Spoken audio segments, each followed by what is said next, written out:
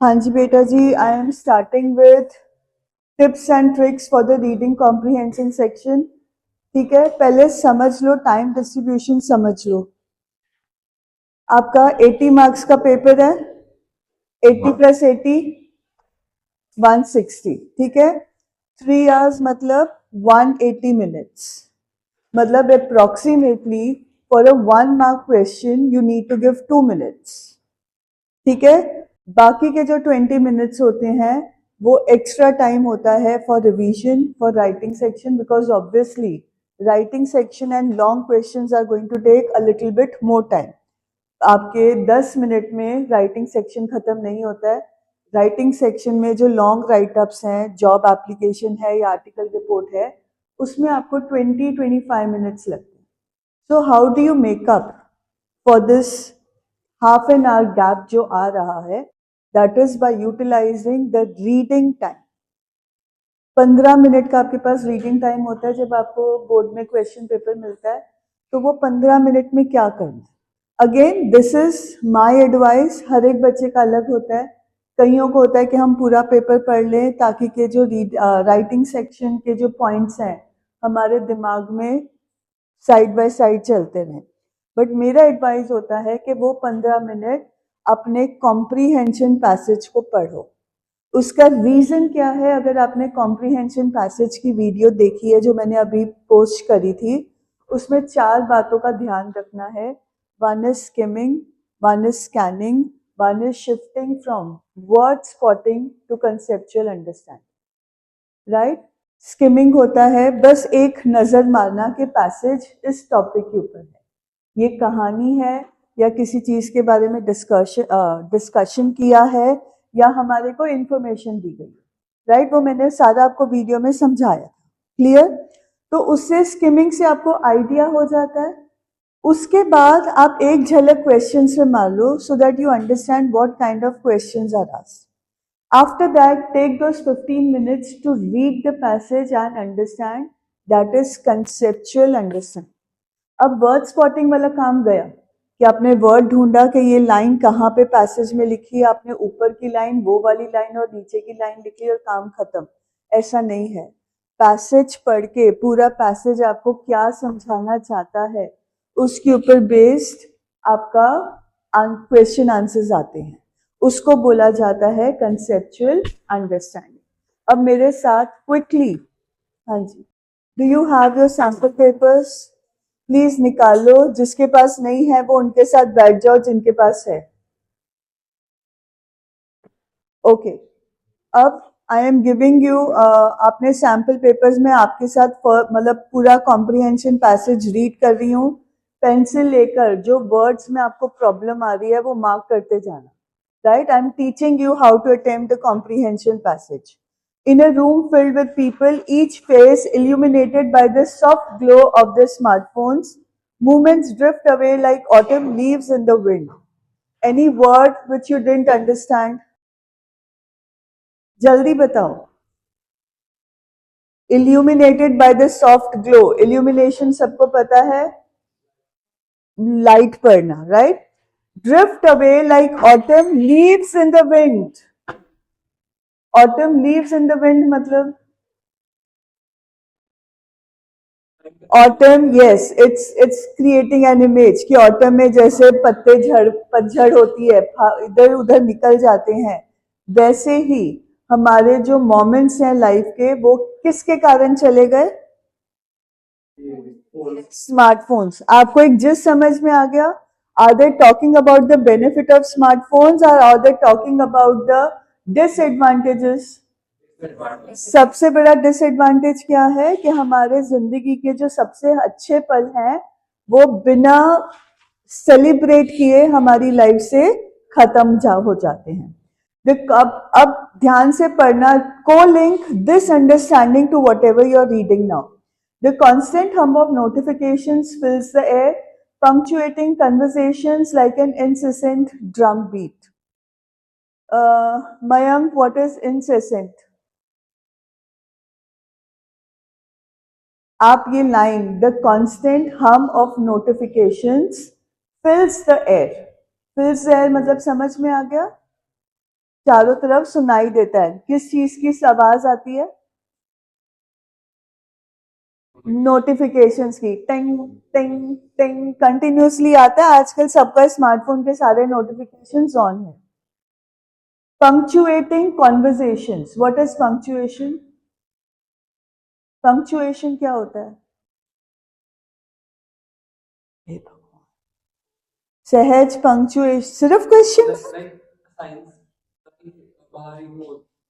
All signs which tell us whether it's a question, it's a statement, it's a pause, it's a short pause, it's a long pause, it's a connection, right? अब यहाँ पे punctuating the conversation का मतलब क्या है? Notifications का sound conversation को क्या करता है? बार बार हम किसी से बात कर रहे हैं, नोटिफिकेशन ना, एक मिनट रुकना मैं देख लूं कोई मैसेज आया। अब ये जो सीन है, ये कैसा सीन है? Incessant drum beat. आपको इनसेसेंट वर्ड नहीं पता है मयंक, इट्स ओके। जो अभी तक पढ़ा है, जो ये लाइन हमने पढ़ी है, तो आपके ख्याल से ये जो साउंड है नोटिफिकेशन का, ये एक अच्छा साउंड बताया गया है कि गंदा साउंड? इतना अंडरस्टैंडिंग हुआ? Reference to context.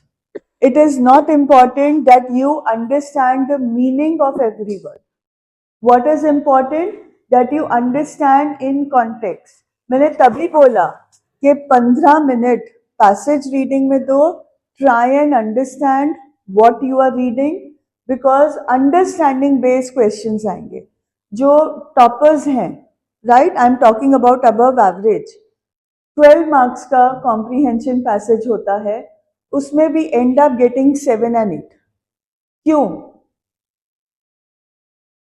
हम फैक्चुअल अटेम्प्ट कर लेते हैं क्वेश्चन, हम किसी हद तक इन्फरेंशियल अटेम्प्ट कर लेते हैं, बट जब कॉम्पिटेंसी बेस्ड क्वेश्चंस आते हैं, अंडरस्टैंडिंग बेस्ड क्वेश्चंस आते हैं, तो हम इवैल्यूएट नहीं कर पाते, हम अंडरस्टैंड ही नहीं कर पाते कि वो क्या बोल रहा है, क्योंकि हमने क्या किया है? वर्ड स्पॉटिंग किया है। हम समझ के नहीं लिख रहे हैं। अभी हमें समझ में आया है कि ये पैसेज कैसे दिक्कत दे रहा है, तो जब हम आगे क्वेश्चन आंसर्स करेंगे, यू विल अंडरस्टैंड कि how quickly you are now able to answer the questions, right? Okay. Every vibration और ping sends fingers flying to screens, image is clear. जैसे ही वाइब्रेशन होता है, हमारे हाथ स्क्रीन पे जाते हैं to see what the notification is about. A response ingrained by years of digital conditioning। ये रिस्पॉन्स क्यों हुआ है? सालों से हम डिजिटल कंडीशनिंग हमारी हो चुकी है। We are attune to the digital world. कोई नोटिफिकेशन आता है और ऑटोमेटिकली हमारा हाथ जाता है उसको देखने के लिए। The once reliable TikTok of analog timepieces has been overshadowed by the constant flicker of notifications। TikTok कहाँ आता है? घड़ियों में। हमारे घरों में पहले घड़ी की आवाज आती थी, है ना, वॉल क्लॉक्स की आवाज आती थी, tick tock tick tock. But अब किसकी आवाज आती है? ओवरशैडोड, मतलब जो घड़ी की टिक टॉक की आवाज है वो ओवरशैडो हो गई है by the flicker of notifications. यहां तक समझ में आया what the passage is telling you? Okay. On the wristwatch, blurring the boundaries between the virtual and the real. Wristwatches भी they are talking about smartphones. Okay. Anxiety gnaws at the edges of consciousness. किसको ये line समझ में आई है? Anxiety gnaws at the edges of consciousness when the phone is out of reach. We become anxious. अब gnaws at the edge of consciousness डरा दिया, but in context समझ में आ गया लाइन क्या कह रही है? You don't need to go with understanding each and every word, you need to understand the context in which it is written. Okay. A response, sorry, anxiety gnaws at the edges of consciousness when the phone is out of reach, a phantom limb syndrome that leaves us feeling incomplete without our digital appendage। Again ये क्या drum शट्रम लिखा है, कुछ समझ में नहीं आता है। साइंस के बच्चों को बड़ी आसानी से ये बात समझ में आ गई है, राइट? फेक लेग सिंड्रोम होता है, जब आपका लेग कट जाता है तो आपका ब्रेन इम्पल्स आपको कंटिन्यू करता है to move your leg, right. वो मूवमेंट इतना स्पैस्टिक मूवमेंट होता है कि आप जर्क करते हो। वैसे ही फोन क्या बन गया है, आपका appendage. Appendage is a part of your body, और जब फोन आपके पास नहीं होता है तो आपका बॉडी जर्क में रहता है, एंशियस रहता है, because it is something so important to you, it has become a part of your body. जब वो आपसे अलग होता है तो आपके अंदर एंजाइटी कॉज होती है।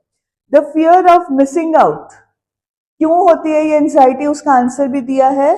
फोमो जिसको आप बोलते हो, the fear of missing out, yes, okay. Permeates every moment, permeates का वर्ड नहीं पता। In context,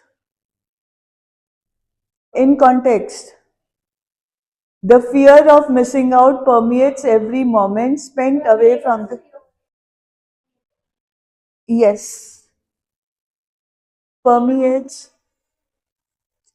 हवा में अगर मैं कोई अरोमा फ्रेग्रेंस छिड़क दूं तो उसका फ्रेग्रेंस क्या करेगा, it will become a part of the air, पूरे क्लास में वो महक आ जाएगी, that is permeating, right, becoming a part of. Driving us to constantly check for updates and notifications, मतलब सेकेंड पैराग्राफ में क्या है बेसिक टॉपिक, कि हम क्यों फोन के नोटिफिकेशंस पे इतना ध्यान देते हैं। Thumbs move with the speed and precision of skillful pianists, tapping out messages and scrolling through feeds with practiced ease. Yet amidst the flurry of activity, the true rhythm of life remains unheard. मतलब हमारे हाथ कैसे move कर रहे हैं, speed of light, but इस activity में हमारी जिंदगी कैसे रह गई है, unheard. The rhythm of life, जो जिंदगी का असली म्यूजिक है, उसको तो हम सुन ही नहीं रहे हैं। ड्राउन्ड out by the dissonance of digital noise, जिंदगी का रिदम को किसने ड्राउन आउट किया है, सचमुच में पानी में डूब गया, ड्राउनिंग इज पानी में डूबना, विलियम डगलस। बट यहां पे ड्राउन्ड आउट का मतलब क्या है, dissonance is a good sound or a bad sound? What do you think from context? Dissonance is a bad sound, right? तो डिजिटल साउंड अच्छा है या बुरा है, तो इस साउंड ने जो रिदम ऑफ लाइफ, रिदम मतलब म्यूजिक, म्यूजिक ऑफ लाइफ को क्या किया है, दबा दिया है। ड्राउंड आउट मतलब खत्म कर दिया, अब हमें वो सुनाई नहीं दे रहा। The weight of constant connectivity forms a hunch upon our shoulders, a physical manifestation of the burden we carry in an age of information overload. Our minds are perpetually on high alert, scanning for the next wave of excitement that comes with each like, share or comment. इसका मतलब है कि हम constantly connect रहने के चक्कर में अपने शोल्डर्स के ऊपर एक बर्डन, एक physical manifestation of this burden हम कैरी कर रहे हैं। क्यों, क्योंकि एक इंफॉर्मेशन ओवरलोड है that is coming from the smartphone. हमारा माइंड जो है वो परपेचुअली कंटिन्यूसली हाई अलर्ट पे है, it is continuously looking out for new wave of excitement. जब कोई हमारी चीज़ों को लाइक करता है, शेयर करता है या कमेंट करता है, तो एक एक्साइटमेंट रहता है, तो हमारा माइंड कंटिन्यूसली उस चीज़ के लिए अलर्ट रहता है, वेट कर रहा होता है। And yet for all our efforts to stay connected, we find ourselves increasingly isolated in a sea of digital faces. But हम क्या कर रहे हैं? In the desire to stay connected, हम क्या कर रहे हैं? बताओ। In the desire to stay connected, हमने क्या किया है?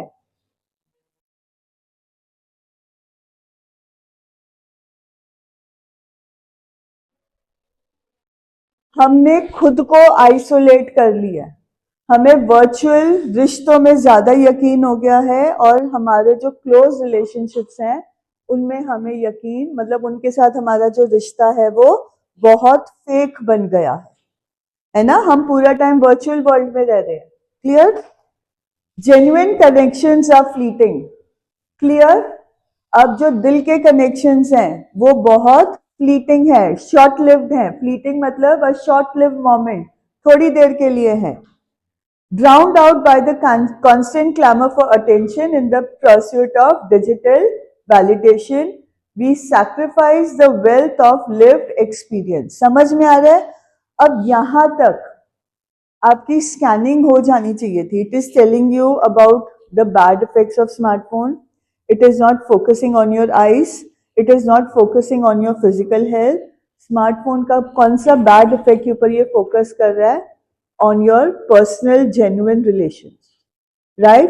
कॉन्वर्जेशन की बात किया, फ्लीटिंग मोमेंट्स की बात किया, जेन्युइन कंपनी की बात किया कि स्मार्टफोन ने वो सारा कुछ खत्म कर दिया. मतलब पूरा पैसेज स्मार्टफोन की हर बुराई के बारे में डिस्कस नहीं कर रहा है, पर्सनल रिलेशंस के साथ कनेक्शन है. ये अंडरस्टैंडिंग आ गई है. अब क्विक जाएंगे हम. The true essence of life does not lie on the pixels of a screen. On a screen ये क्लियर हो गया. What are pixels? The clarity of the camera है ना, जितने ज्यादा पिक्सल्स होते हैं उतनी क्लियर इमेज आती है. बट अब नरेटर जो राइटर है वो हमें क्या बोल रहा है? स्क्रीन के पिक्सल्स पे आपका true essence of life, true meaning of life निर्भर नहीं करता है, but in the depth of human connection and the richness of shared experiences. Right? उसने आपको बताया, अब क्लियरली मुंह से बोल दिया कि वो क्या कहना चाह रहे हैं. Underline करके you can always put it in your mind that this is the author's message. What is he trying to say through this passage? As we navigate this brave new world of constant connectivity, let us not forget the value of presence and the beauty of being fully engaged in the moments that matter most. For in the end, it is not the number of likes or followers that define us, but the depth of our connections and the richness of our experiences that truly matter. Clear? समझ में आ गया वो क्या बोल रहा है? Last passage में उसने आपको पूरा क्लियरली बोल दिया है कि वो इस एक्सट्रैक्ट में, इस पैसेज में किस बारे में बात कर रहा है. नाउ क्विकली अब आप देखोगे छोटा सा ही पैसेज उन्होंने दिया है, but questions. According to paragraph 1 हमें किस पे फोकस करना है? Clear written paragraph 1. According to paragraph 1, what effect do smartphone notifications have on the people in the room? Up, you have heard every word that I had to say, right? अब आप बताओ, first paragraph में जो लोगों के बीच में conversation हो रहा है, स्मार्टफोन उसको क्या करता है? Cessant interruptions. Cessant is continuous interruptions. Passage समझा तो मीनिंग क्लियर हुआ. पैसेज नहीं समझा होता तो आपको यू वुड हैव फ्लाउंडर्ड कि ये क्या बोल रहे हैं, हमें तो कुछ समझ में नहीं आ रहा. You are in so much of a hurry to answer the questions that you, आपको लगता है कि रीडिंग कॉम्प्रीहेंशन वर्ड स्पॉटिंग करके हो जाएगा, but reading comprehension word spotting करके गलत होगा. अंडरस्टैंडिंग होगी तो राइट होगा. ध्यान देके, फोकस देके कॉम्प्रीहेंशन पैसेज पढ़ के आंसर करना है. क्लियर? सेकेंड क्वेश्चन, अगेन जो मार्किंग स्कीम है उसमें क्लियर लिखा हुआ है लैंग्वेज और एक्सप्रेशन में वॉरी. वॉरी मतलब डिफरेंट हो सकता है, but the idea should remain relevant. मतलब बच्चों के पास बहुत फ्रीडम है कि वो अपना एक्सप्रेशन यूज करके आंसर लिख सकते हैं, चाहे वो सीधा पैसेज के वर्ड्स यूज कर ले, but they need to focus on the answer instead of the whole paragraph. ठीक है? How does the author use the metaphor of following leaves in the wind to interpret the passing of time in the setting describe? Who is going to explain this question?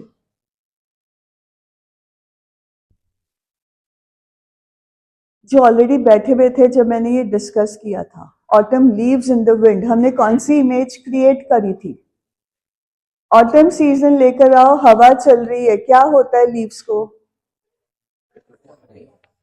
फटाफट से निकल जाती हैं, हवा का there is a gust of wind और leaves तितर बितर हो जाती है. How does the author use the metaphor? अब यहाँ पे मतलब रोन हाके हो जाओगे मुझे मेटाफर का मतलब नहीं पता. Forget it, नहीं पता है नासी. But use of autumn leaves in the wind to interpret the passing of time. अब कितनी देर वो लीव्स रहती हैं हवा में? कुछ पल। तो हमारा पासिंग टाइम कितने देर का होता है? कुछ पलों का। This is understanding. ये आपको पैसेज में नहीं लिखा है, ये आपने अंडरस्टैंड किया जो इमेज क्रिएटेड है, तो आप लिख सकते हो it illustrates how moments are fleeting. Short lived, right? Short live word पता है, फ्लीटिंग नहीं पता है, शॉर्ट लिव पता है ना? पल कितने होते हैं? बहुत कम समय के होते हैं, they are short live and unnoticed. ये क्लियर है? हम समय कैसे गुजर रहा है, समय को इंपॉर्टेंस नहीं दे रहे, तो वो अननोटिस्ड है। Lost amid the distractions of digital interactions. ये स्लैश का मतलब है इतना आंसर लिखोगे तो 1 मार्क मिल गया। ऑप्शन और भी दिया हुआ है, it illustrates how easily significant moments can drift away when overshadowed by the focus on technology.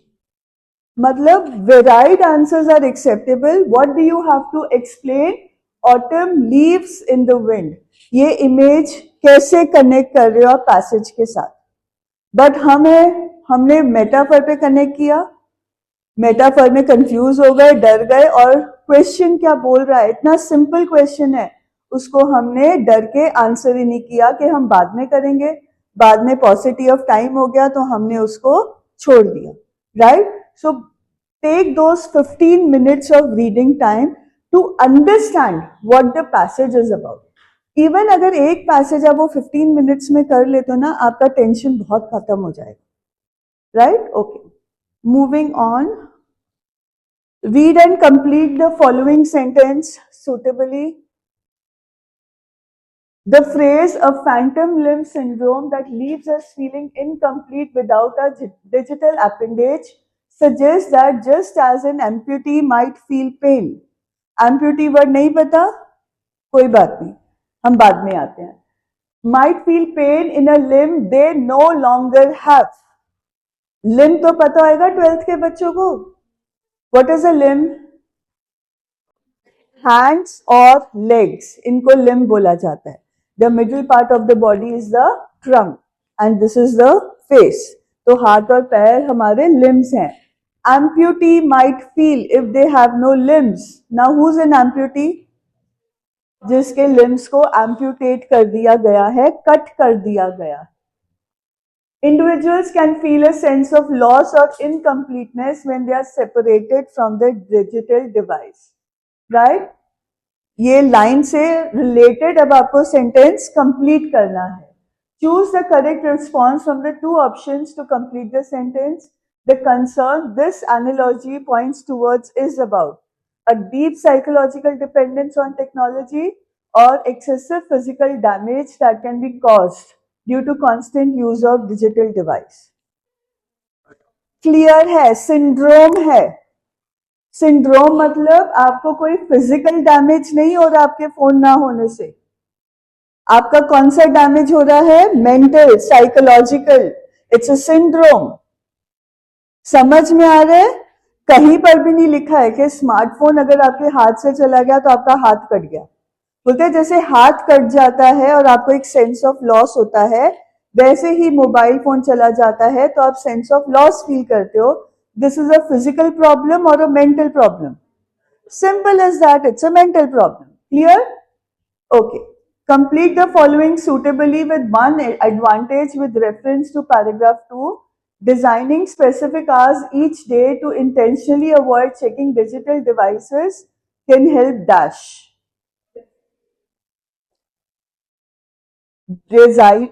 Designating specific hours each day. मतलब पूरा दिन मैं मोबाइल के साथ एडिक्टेड नहीं रहूंगी, राइट? मेरे को मोबाइल काम करना है, मुझे स्कूल में जरूरत होती है, तो मैं स्कूल में एक पीरियड होगा जिसमें मैं अपना मोबाइल चेक करूंगी. उसके बाद मैं अपने घर के काम खत्म करने के बाद 8:30-9 बजे दोबारा से एक चेकिंग करूंगी कि मुझे कोई व्हाट्सएप पे मैसेज तो नहीं आया जो मुझे बच्चों को रिस्पॉन्ड करना है. That is normally why I answer you at 10 o'clock.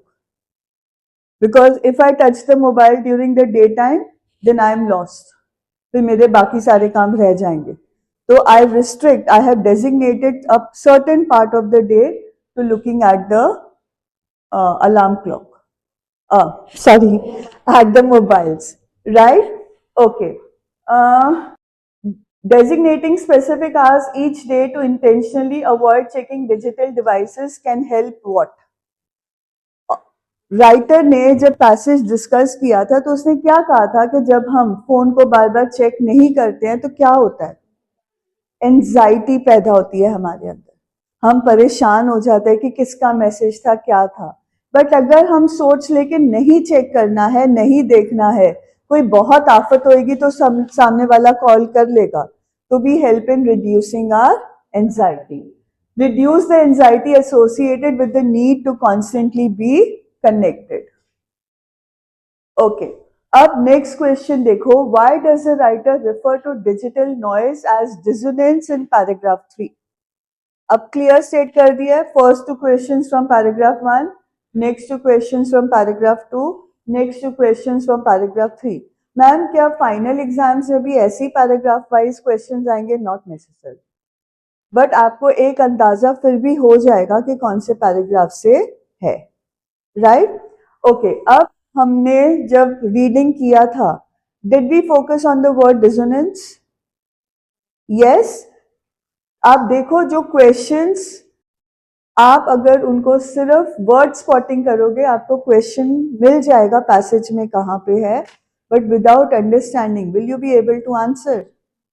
आप इसको समझ लोगे, dissonance can be some good sound, और आपको एमसीक्यू दिया हुआ है, आपने उसमें से चूज करना है, but because you have not paid attention to the understanding of the passage, तो आप अपने क्विक जल्दबाजी में क्या करोगे? कोई भी आंसर टिक मार कर दो। अब डिसोनेंस क्या था पैराग्राफ में? डिजिटल नॉइज एज गुड और बैड, इतना हमें समझ में आया था। It creates a jarring and chaotic environment that disrupts focus, हो सकता है, I don't know. It contributes to a sense of overload, overwhelming the senses, I don't know. It interferes with our ability to engage with meaningful aspects of a life, I don't know. It reduces stress by interrupting with regular updates about the device. आप देखोगे चारों चीजें paragraph में दी हुई हैं, but अब focus किस पे करना है? थर्ड पैराग्राफ में क्या बोला है? The true rhythm of life remains unheard, right? Unheard के साथ ट्रू मीनिंग ऑफ लाइफ मतलब meaningful aspects of our life, ये सारे दिए हुए हैं पैसेज में, बट मैं तो अब कंफ्यूज हो गई, सारा कुछ दिया है तो मैं किस पे जाऊं? But I did not pay attention to the word paragraph 3। मैं जल्दी में थी, मैंने पैराग्राफ 3 नहीं देखा, मैंने पूरा पैसेज पढ़ा, यहाँ पे तो सारे आंसर्स है, अब मैं क्या करूं? Right? Paying attention to the question, each and every word in the question can change the question, पूरा वो उसका मतलब बदल देगा। सही आंसर आते आते गलत कर दोगे। Clear? Okay. Provide one textual evidence with reference to paragraph 3 to prove the following. The need to be perpetually engaged with digital notification manifests in the body. Mayank नहीं, दक्ष नहीं, दक्ष आप, दुष्यंत, मुझे ये बताओ, what is textual evidence? What is the meaning of textual evidence? जल्दी जल्दी बेटा, इतना टाइम नहीं है। टेक्सचुअल एविडेंस का मतलब नहीं पता है रब्बा? हाँ जी अजय बैठो। टेक्सचुअल एविडेंस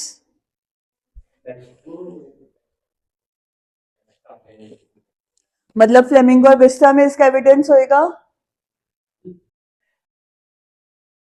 हम टेक्स्ट की बात करते हैं तो हमारे पास दो टेक्स्ट बुक है, फ्लेमिंगो और विस्टा।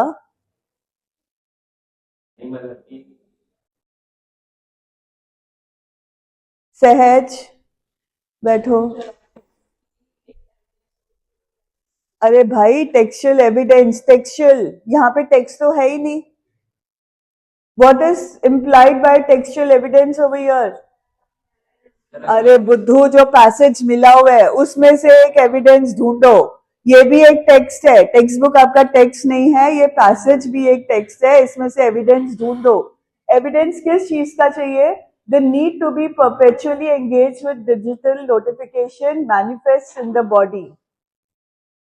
ढूंढो यहां से कहां पे है। हाँ जी, मैंने हाईलाइट किया हुआ है। अक्ल बड़ी के भैंस। Common sense is not at all common. 12th standard में तो बोर्ड एग्जाम्स आते आते कॉमन सेंस सारी उड़ जाती है हमारे पर लगा के। सारे आंसर्स आपकी अंडरस्टैंडिंग के लिए मैंने पैराग्राफ में हाईलाइट किए हैं, so that you learn to focus on the words. किस तरह से ट्विस्ट किया जा रहा है, but everything is there in front of your eyes. Okay, next question is, कहाँ गया? Yes, in the line, yet amidst the flurry of activity, the true rhythm of life remains unheard. What does the phrase true rhythm of life refer to? साथ में उन्होंने दिया हुआ है paragraph 3 and 4। मतलब दोनों में से कंबाइंड आपको इस आंसर को एक्सप्लेन करना है। वर्ड स्पॉटिंग और कंसेप्चुअल अंडरस्टैंडिंग। अगर पैसेज का मतलब समझ में आया तो अब आप समझ सकते हो। The amidst the flurry of life, the rhythm of life remains unheard. अब आपने वर्ड्स में समझाना है, मतलब जल्दी जल्दी, anyone quickly। हाँ जी, the child sitting next to सहज। amidst the flurry of activity समझाओ। आपने सुना मेरी पूरा? अब हम flurry of activity किस एक्टिविटी की बात कर रहे हैं? किस लिए होती है हमारे माइंड्स में? ये एक्टिविटी हमारे माइंड में क्या चीज कॉज कर रही है? What is there in our hand which is causing a flurry of activity? The mobiles, the notifications of the mobile. What have they done? The true rhythm of life remains unheard. What is meant by the true rhythm of life? Meaningful connections, meaningful moments. तो अब simply अगर explain करना है, simple language, you don't need to go in for a lot of flowery language. Simple क्या बोलोगे? The more we are connected to the notifications of the mobile phones, the less we have meaningful moments in our life. यहाँ पे जो मैंने answer आपको लिख के दिया है वो आपके आंसर की में जो बोर्ड ने आंसर की दिया है वो वाले आंसर्स हैं। बट कहीं पर भी लिखा है कि आंसर की के साथ वर्ड टू वर्ड आपको लिखना है तो मार्क्स मिलेंगे? No, you are suppose to write in your own words. Why go for flowery words जब सिंपल वर्ड्स काम करेंगे, राइट? ओके, कहाँ गया? यस, ये आप पढ़ लो, मैं पढ़ नहीं रही हूँ, बट बेसिक मीनिंग वही आ जाएगा कि हम जितना डिजिटल डिवाइस के साथ कनेक्ट होते हैं उतना हमारा जो कनेक्शन जेन्युइन लाइफ एक्सपीरियंसेस होती हैं हम उनसे विड्रॉ करते हैं। अब ये हमारी लैंग्वेज नहीं है, ये हमारी वोकैबुलरी नहीं है, but the just remain the same. Yes, you get your mark. Okay, complete the analogy with one word from paragraph 4. What is analogy? Yes, कुछ वर्ड्स दिए हैं, उनमें हमें रिलेशनशिप ढूंढकर आंसर ढूंढना है। तो अब आपको एक कंप्लीट आंसर दिया है through different words, whisper and quietly. Almost synonyms. जब आप विस्पर करते हो तो आप बहुत क्वाइट होते हो। अब उन्होंने लाउडली वर्ड दिया है। लाउडली मतलब जोर जोर से। अब validation, fleeting, essence, clamour. Validation समझाया हुआ है, वैलिडेट करना मतलब टू प्रूव ट्रू, एविडेंस देना। फ्लीटिंग आपको ऑलरेडी समझ में आ गया इन कॉन्टेक्स्ट, जो शॉर्ट लिव्ड होता है। एसेंस आपको पता है, the true meaning of life, कि जिंदगी का एक्चुअल मीनिंग क्या है। तो बचा क्या? क्लैमर। मुझे नहीं पता क्लैमर का मीनिंग क्या है, बट मैंने डिलीट ऑप्शन यूज किया कि ये तीनों नहीं हो सकते। तो राइट आंसर क्या निकला? विच इज पॉसिबल, जिसका मीनिंग मुझे शायद नहीं पता। Clear? Okay. Why is it fair to say that the statement, and yet for all our efforts to stay connected, We find ourselves increasingly isolated in a sea of digital faces from paragraph 4, employ irony. कितनों को ये question समझ में आया? Be very honest, because ये question बहुत important है. अगर क्वेश्चन समझ में आ गया ना, आंसर यूं मिल जाएगा. मतलब किसी को समझ में नहीं आया. 2 children from the entire class. यहां पे क्यों डरे हो? क्यों माइंड ब्लैंक हुआ सबका? बिकॉज क्वेश्चन इतना बड़ा है. कहां पे क्वेश्चन शुरू हो रहा है, कहां क्वेश्चन खत्म हो रहा है, मुझे पता नहीं. सिंपली क्या रीड करना है ऐसे क्वेश्चंस में? Why is it fair to say that the statement employs irony? This is the question. Statement बीच में दिया हुआ है, उसको अभी के लिए इग्नोर करो. नाउ इसमें क्या समझना है? What is the meaning of irony? अगर मुझे आयरनी का मतलब पता है, मैं इमीडिएट आंसर ढूंढ पाऊंगी. What is the meaning of irony?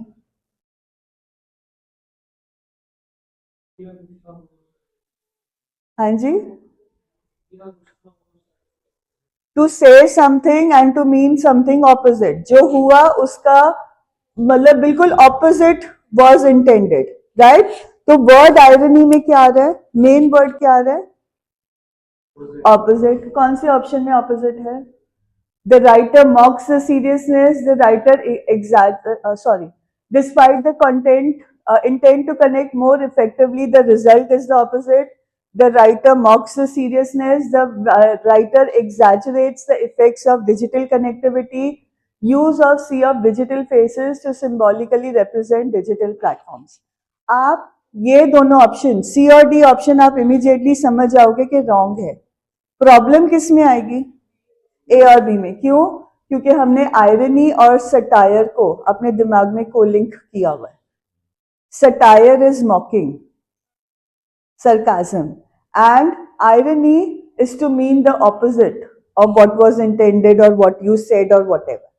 The reason may be you want to satirize, but irony कहाँ पे employ हुई है? When the result is the opposite. irony का immediate meaning पता है तो आंसर क्लियर है और आप करोगे जय माता दी आंख बंद करके A B A B A B. A पे आंसर आया तो ठीक है, बी पे आया तो 1 मार्क गया. Clear? Okay. Now, very importantly, I have put the 10th question in red. Assess. और यहाँ पे मैं बताना भूल गई, there are some questions जो long questions है ना, वो 2 marks के हैं. जो 30 to 40 words के होते हैं वो 2 marks के questions होते हैं. Okay. अब आपके सैम्पल पेपर में अगर आपके पास है 10th question के 2 marks हैं. Aman, read out the question.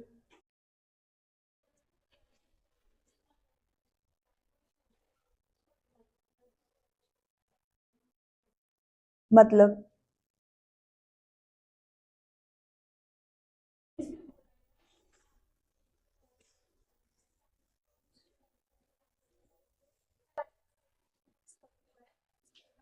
Paragraph 5 में कौन सा सर्वे है?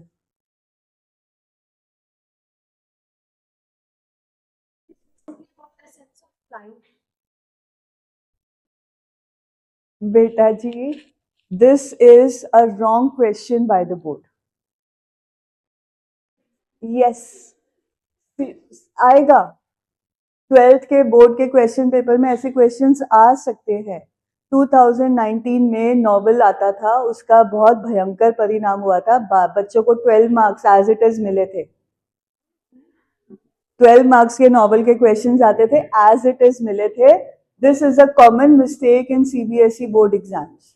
बट ब्लैंक छोड़ोगे, आंसर अटेम्प्ट नहीं किया होगा, 0. गलत लिख देना. ये जो क्वेश्चन है ये नेक्स्ट केस बेस्ड पैसेज का क्वेश्चन है. राइट?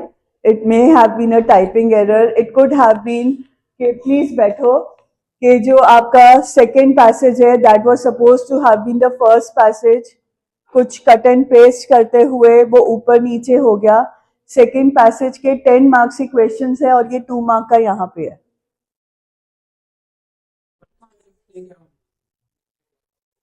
कुछ भी अटरम शटरम, मतलब why did I put this?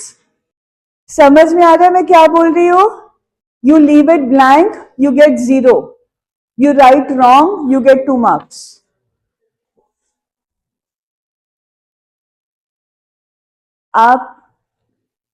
आपको समझना है, कोई भी क्वेश्चन नॉन अटेम्प्टेड नहीं छोड़ना है.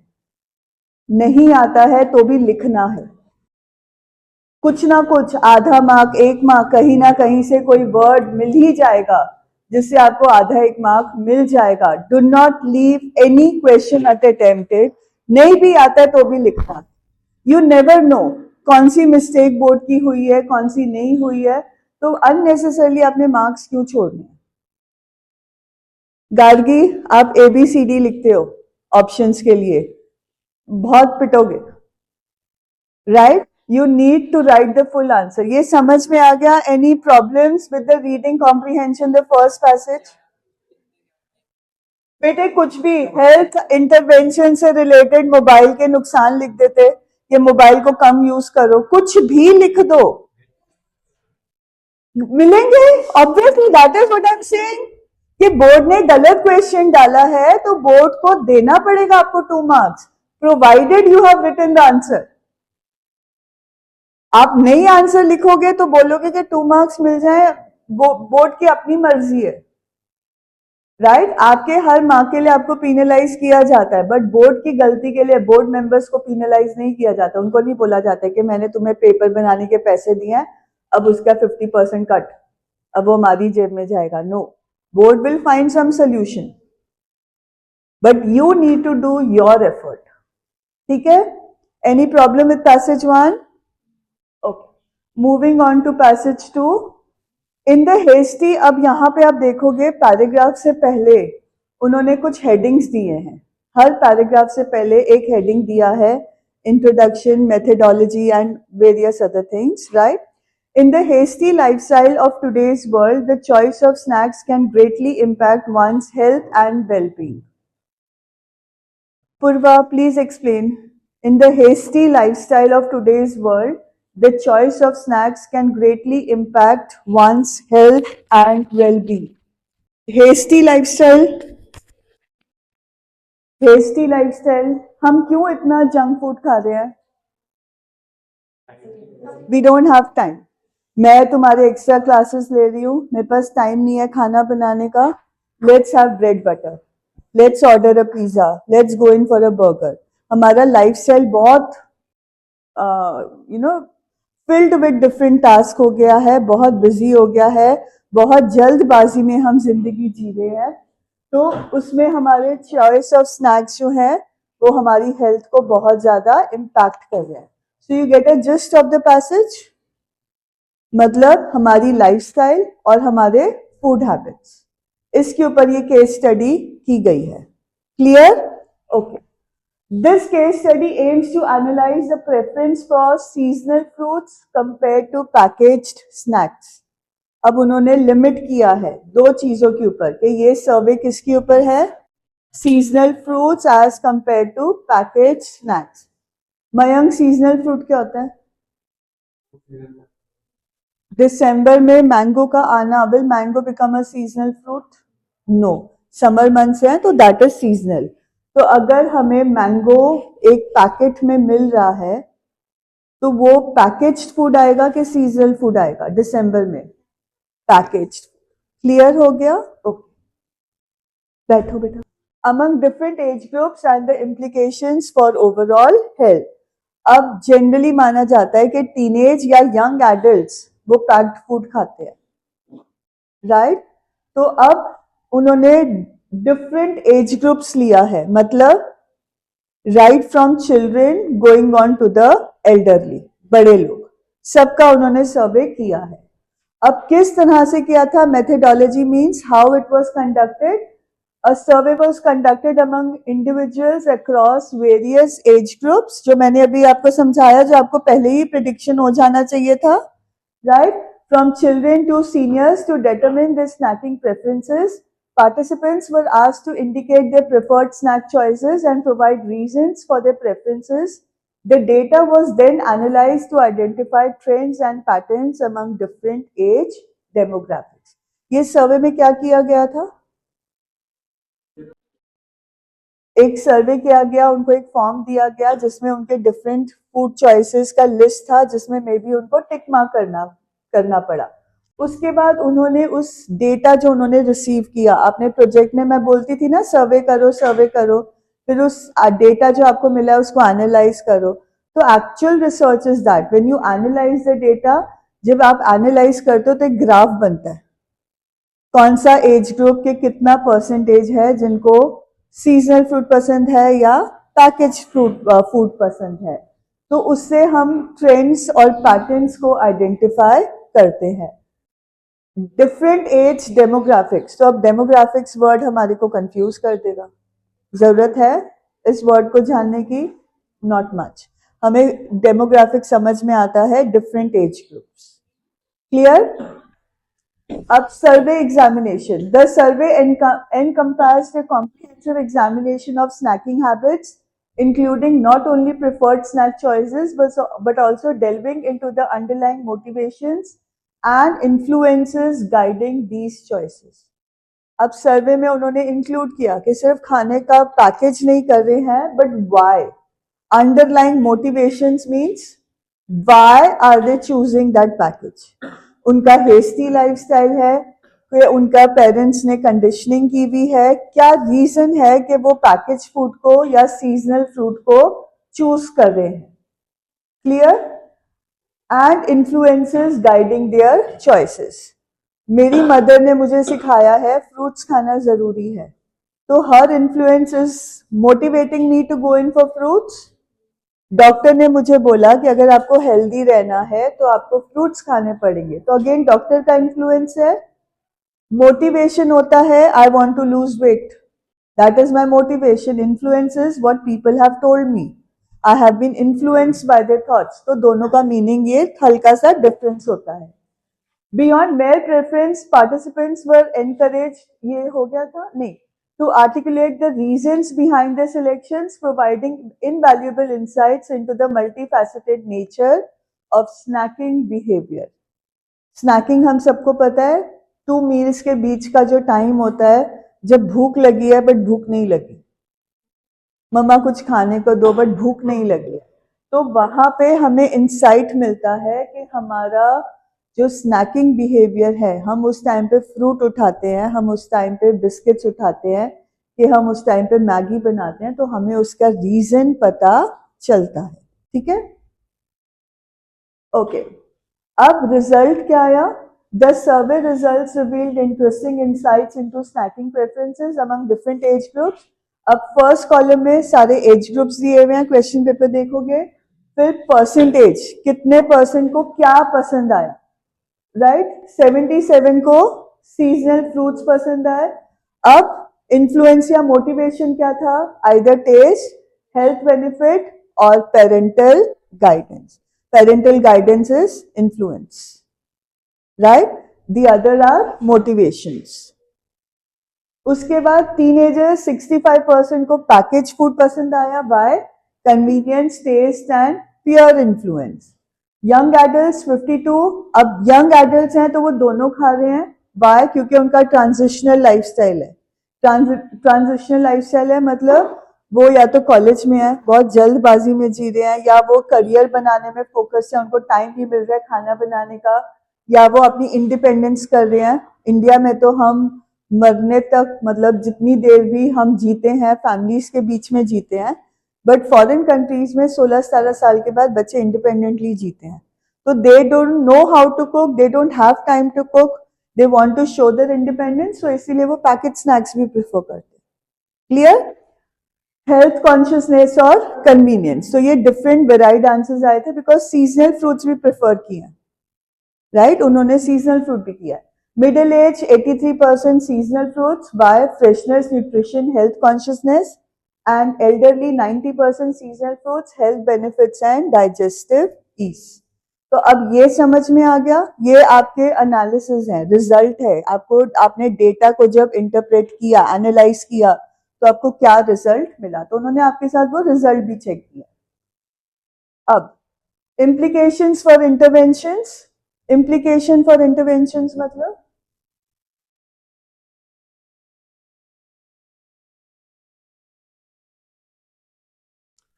अगर मैम बहुत ज़्यादा फैटी फूड खा रहे हैं, राइट, और उनको ब्लोटिंग या फैटीलेंस की प्रॉब्लम हो रही है, तो उनको मैं या डॉक्टर क्या बोलेंगे? Don't eat so much of fatty food, it is going to affect your liver, go in for healthy diet. But ये कब मैंने बोला? जब उनका लिवर में प्रॉब्लम आई। तो ऐसे कौन से इंटरवेंशंस हैं, इम्प्लीकेशन फॉर इंटरवेंशन, अगर हम इंटरवीन करेंगे तो उसका क्या मतलब होगा, उसके क्या रिजल्ट होगा, उसका क्या इम्प्लीकेशन होगा? Clear? By discerning the diverse preferences, discerning reference to context,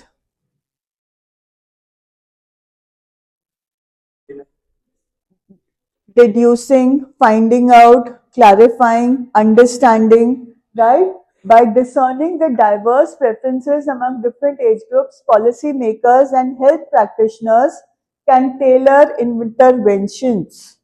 Tailor क्या होता है? शॉप से खरीदी हुई ड्रेस और टेलर्ड ड्रेस में आप क्या प्रेफर करते हो? Why? It makes a perfect fitting, you can get it customized, personalized होता है, सबका एक जैसा ड्रेस नहीं होगा, राइट?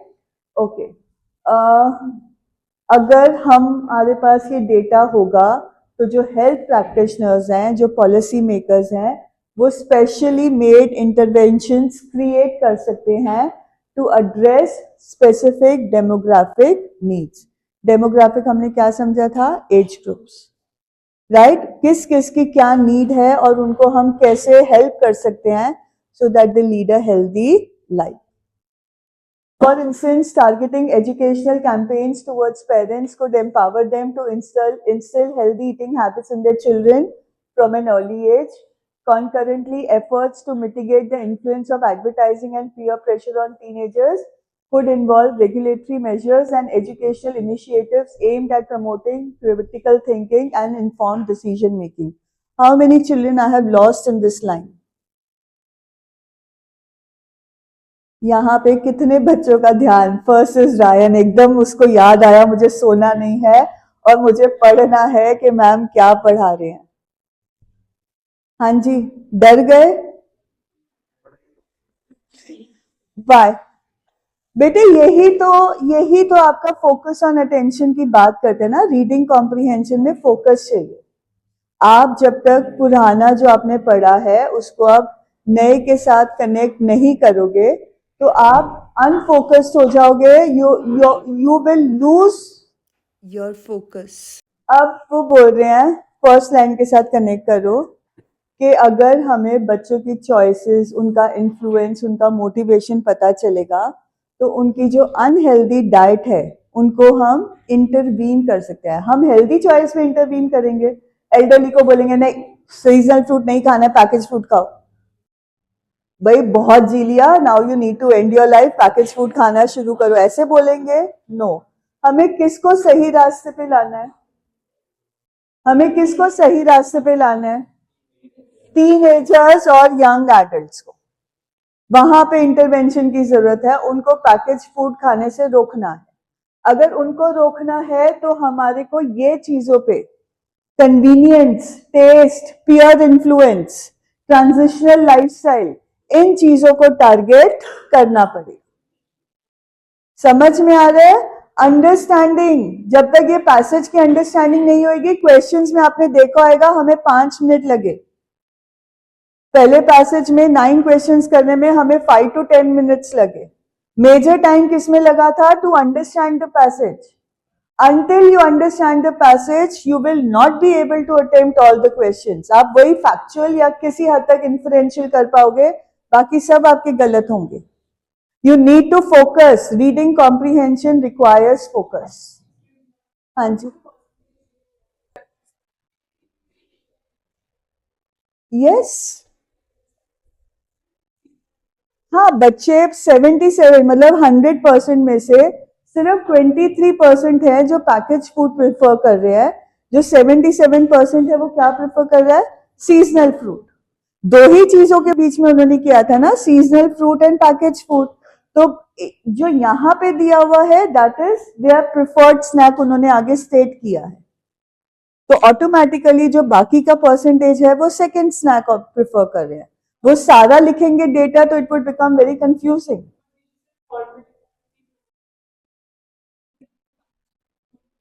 हाँ, क्योंकि उनको दोनों पसंद है, वो कभी कभार टाइम लगता है तो सीजनल फ्रूट भी खा लेते हैं, but at the same time they are also preferring package food, मतलब इक्वली वो ले रहे हैं, तो उनको भी तो हमने हटाना है जस्ट बिकॉज 48% वो सीजनल फ्रूट प्रेफर कर रहे हैं। 48% में से भी कुछ होंगे जो सीजनल करेंगे, नहीं नहीं, आपने वो क्या प्रेफर करे थे उसके ऊपर फोकस नहीं करना है, आपने फोकस किसके ऊपर करना है, what is given in the data, what they focused on, वो कहीं पर भी नहीं लिखा है तो उससे रिलेटेड कोई क्वेश्चन ही नहीं आएगा बेटा, उसी हिसाब से क्वेश्चंस होंगे, जो डेटा दिया हुआ है उसी हिसाब से क्वेश्चंस होंगे, जो डाउटफुल होएगा वो या तो मिसप्रिंट होगा या रॉन्ग क्वेश्चन होगा या you did not understand, right, but इस तरह में आपको फोकस करना है on what the information is given, ठीक है, ओके, तो वेयर वर वी, यस, हमारे को अगर please focus on this fourth line, to instil healthy eating habits, हमारा पहला इंटरवेंशन क्यों है, हेल्दी ईटिंग हैबिट्स करना है, concurrently efforts to mitigate the influence, concurrently, concurrent triangles same importance, मतलब सेम वैल्यू है यहाँ पे, फर्स्ट मोटिवेशन क्या है, हेल्दी ईटिंग हैबिट्स इंस्टिल करना, सेकेंड मोटिवेशन क्या है इस सर्वे का, to mitigate the influence of advertising and peer pressure. अब 12th तक आपको पता है, what do we say about peer pressure, is it good और इज इट बैड, तो बैड चीजों को एनकरेज करना है कि मिटिगेट करना है, मिटिगेट का मतलब पता क्या, वैसे नहीं पता था, vanish, destroy, end, whatever, but in context मतलब समझ में आ गया, what word did you correlate it to, peer pressure, समझ में आ रहा हो, peer pressure is something to be eliminated, क्योंकि कोई ड्रग्स ले रहा है, मेरा फ्रेंड ड्रग ले रहा है तो मैं भी लूंगा, no, you need to mitigate that peer pressure, मेरा फ्रेंड ड्रिंक करता है तो मैं भी करूंगा, no, that is peer pressure, आपने वो करना है जो आपका मॉरल सिस्टम, आपका कल्चर आपको बता रहा है, बिकॉज आपका फ्रेंड कर रहा है और आपको फोर्स किया जा रहा है, दैट इज पीयर प्रेशर, और वो कभी भी अच्छा नहीं होता, तो automatically you come to know the meaning of mitigate, नहीं पता है बट इन कॉन्टेक्स्ट समझ में आ गया, तो आपके पास दो रीजंस हैं, पूरा मीनिंग छोड़ दो, दो रीजंस हैं, एक तो पीयर प्रेशर को खत्म करना, जो हमारा एडवर्टाइजिंग का इन्फ्लुएंस है, हम बहुत चीजें इन्फ्लुएंस इनडायरेक्टली होते हैं, राइट, तो उसका इन्फ्लुएंस खत्म करना और हेल्दी ईटिंग हैबिट्स को हमारे अंदर इंस्टिल करना, हमारे अंदर पैदा करना, तो दैट इज द मोटिवेशन, तो उससे क्या होगा, could involve regulatory measures, regulatory measures मतलब regulate a healthy eating habit, right, and educational initiatives, अगर इंस्टीट्यूशंस में, एजुकेशनल इंस्टीट्यूशंस में इनिशिएटिव लिए जाएंगे हेल्दी ईटिंग के लिए, तो क्या होगा, aimed at promoting critical thinking, बच्चे डिसाइड कर पाएंगे कि अगर हम गलत खाते हैं तो हमारे लिए हेल्दी है या अनहेल्दी है, क्रिटिकल थिंकिंग डेवलप होगी, एंड इन्फॉर्म्ड डिसीजन मेकिंग, फिर आप जब कोई पैकेट चूज करोगे तो आप उसके इंग्रेडिएंट्स देखोगे, उसमें सोडियम कितना है, उसमें फैट कंटेंट कितना है, अच्छा फैट है, बुरा फैट है, और आप एक इन्फॉर्म्ड डिसीजन मेकिंग लोगे, क्योंकि ऑलरेडी इनिशिएटिव स्कूल में हो चुका है, this is good, this is bad, clear, तो that is the purpose for intervening for this survey, implications for intervention, clear, okay, furthermore, the prominence of seasonal fruits as a preferred snack choice among middle-aged adults and seniors point towards the importance of promoting access to fresh produce and nutritional education across all age demographics. जो elderly हैं, जो middle aged हैं, अब वो बुढ़ापे की तरफ जा रहे हैं, तो आप कुछ भी गलत खाते हो तो इमीडिएट इफेक्ट आपकी बॉडी में नजर आता है, तो वो भी एक इम्पॉर्टेंट रीजन बन जाता है for promoting educational intervention and nutrition education. Clear? And then finally conclusion, the survey outcomes serve as a roadmap for designing targeted interventions. Tailored interventions means targeted interventions. हम एक particular चीज को target कर रहे हैं, ठीक है? That not only cater to diverse demographic needs but also nurture a culture of health and well-being by harnessing the insights gleaned from the study. Gleaned मतलब by harnessing the insights gleaned from the study, obtained. Harnessing, लगाम लगाना, घोड़े को harness किया जाता है, bridle डाली जाती है, लगाम लगाया जाता है, तो जब हम इन इंसाइट्स को इकट्ठा कर लेते हैं तो उससे हमारे को बहुत चीजें मिलती हैं. ग्लीन करना मतलब निचोड़ के निकालना, right? Stakeholders can collaboratively work towards building healthier communities and promoting sustainable practices for generations to come. Clear? Okay. अब फर्स्ट पैराग्राफ दिया हुआ है, complete the following suitably in the introduction. Paragraph number दिया है, पैराग्राफ नंबर दिया है, then how do you know it's a first paragraph? The word introduction. The researcher links a hasty lifestyle with the choice of snacks in the study to highlight what? Hasty lifestyle with the choice of snacks. क्या हमारे को understanding क्या हुई है? हमने discuss किया है. We are making certain choices to have snacks, right? How busy daily routines influence people to opt for quick and convenient. Survey result था ना, reason for choosing that snack, तो वही चीज आपको डालना है. चाहे आंसर फर्स्ट पैराग्राफ से रिलेटेड है, बट बाकी अगर अंडरस्टैंड किया है, रीड किया है, तो आपको रीजन मिल रहा है. Convenient eating. अगर वर्ड स्पॉटिंग किया होता, वर्ड स्पॉटिंग किया होता तो मैं सिर्फ उसका मीनिंग बताता, hasty lifestyle, choice of snack. But क्यों? Because it is opting for quick and convenient eating habits. समझ में आ गया? ओके.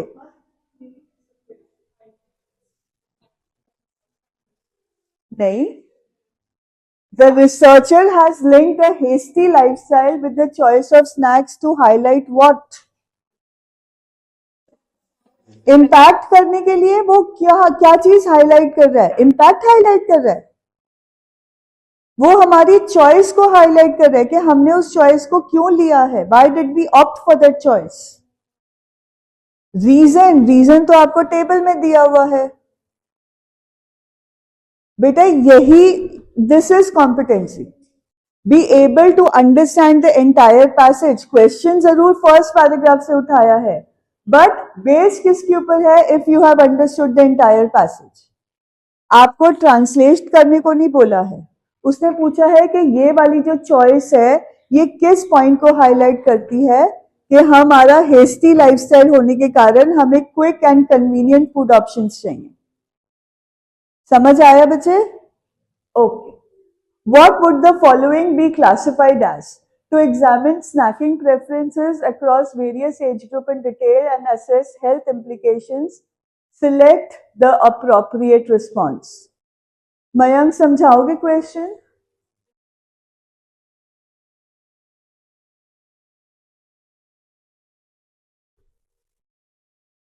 एक पर्पस दिया है फॉर दिस स्टडी, राइट? उसको बोला है कि आप इस पर्पस को किस चीज में क्लासिफाई करोगे. ये आपको 4 ऑप्शंस दिए हुए हैं. मेरे पास जगह कम थी तो मैंने उनको एक हॉरिजॉन्टल लाइन में लिख दिया, बट आपके पास ये 4 ऑप्शंस हैं. तो ये जो पर्पस है सर्वे करने का, सिट्रेट, ये जो पर्पस है सर्वे करने का, आपके हिसाब से ये प्राइमरी पर्पस है मयंक बैठो बेटा। सेकेंडरी पर्पस है कि मेथड ऑफ एनालिसिस है या रिसर्च आउटकम है? Method of analysis.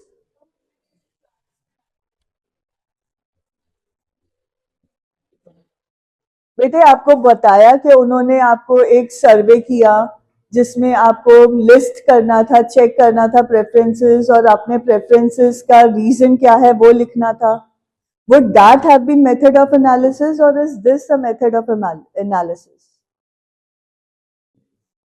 सोचो, take time, I am in no hurry. मैं चाहे आज सिर्फ रीडिंग कॉम्प्रीहेंशन कराऊंगी, डजेंट मैटर, बट एक बार अपने दिमाग से सोच के बताओ कि मेथड ऑफ एनालिसिस में क्या पॉइंट आ जाएगा।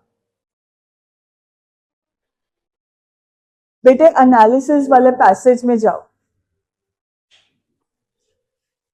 जो मेथड लिखा हुआ था उस पैराग्राफ पे जाओ,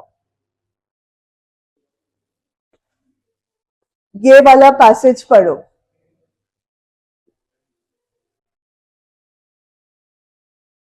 ये वाला पैसेज पढ़ के बताओ कि जो लाइन लिखी हुई है उसमें किसी तरह से भी रेफरेंस टू द मेथडोलॉजी आ रहा है?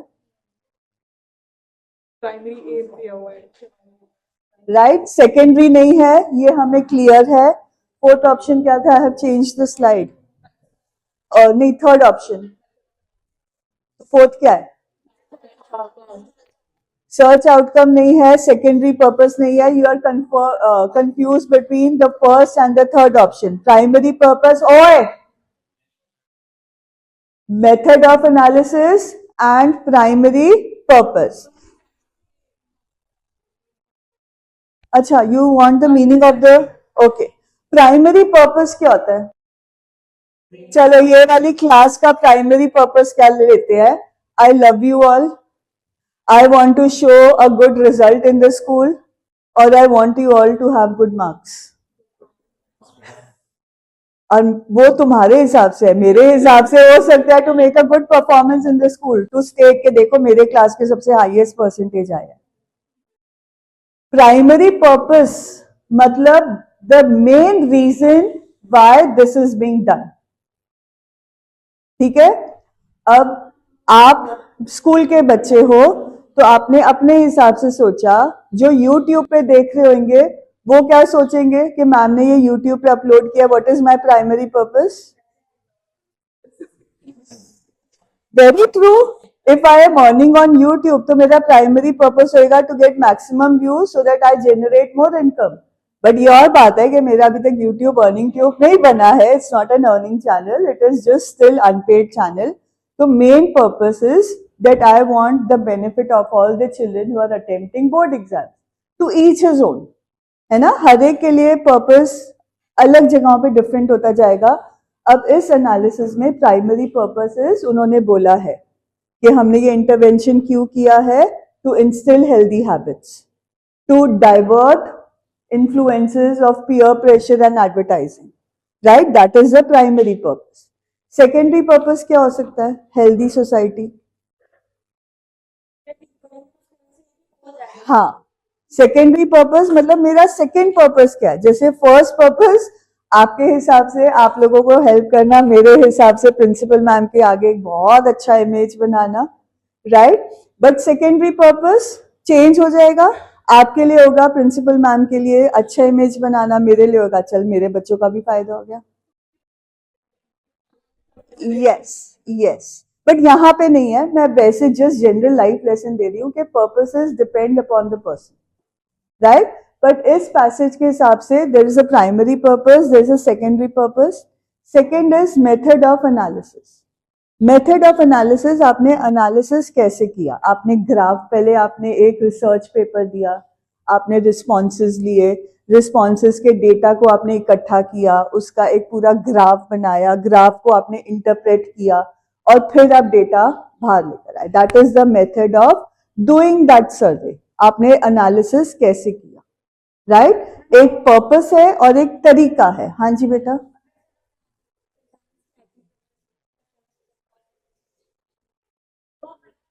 बेटा एग्जामिन वर्ड आ गया ना? स्टडी करा। हाँ, स्टडी किया। स्टडी कैसे किया कि स्टडी किया? मेथड में क्या आ जाएगा? What is the method of iron rusting?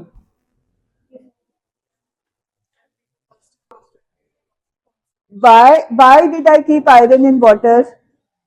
I am doing an experiment for science students. I keep iron in water, right? So what is my primary purpose of doing this experiment? So that I know what will happen if I put iron in water. Now, अब मैंने बच्चों से reason पूछा कि आपको क्या लगता है कि ये आयरन क्यों रस्ट हुआ?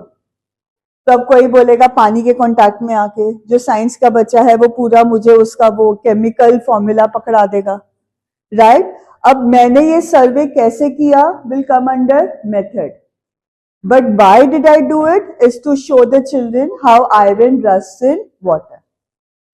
क्लियर?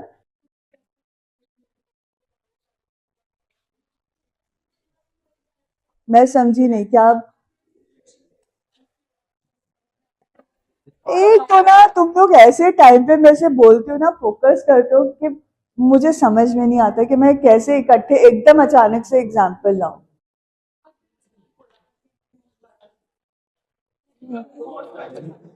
वो अचानक से निकला ना, सोच समझ के तो कभी कुछ आता ही नहीं है, सब अचानक से आता. प्लीज बात करोगे तो I will lose my thread. बेटे यहाँ पे से वो देखो, वो जो हमिंग हमिंग हमिंग होता है. नहीं रुको, I will give you an example, just give me 1 minute.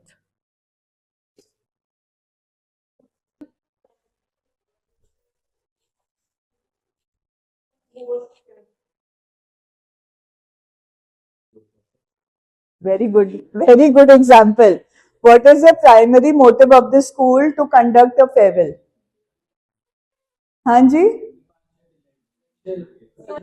To leave with good memories, to recall the good moments, to have a final beautiful moment with your friends, with your teachers, in a relaxed atmosphere. That is the primary purpose. कि एक official reason दफा करो इनको, पूरे साल हमारा लहू P गए हैं, पिछले 15 सालों से हमारा खून पी रहे हैं और अभी तक आता जाता कुछ नहीं है. That is the reason. That may be the secondary reason कि दफा करो with a smile on the face, but primary purpose दफा करो with happy memories.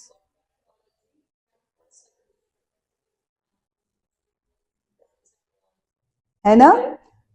Decent dressing.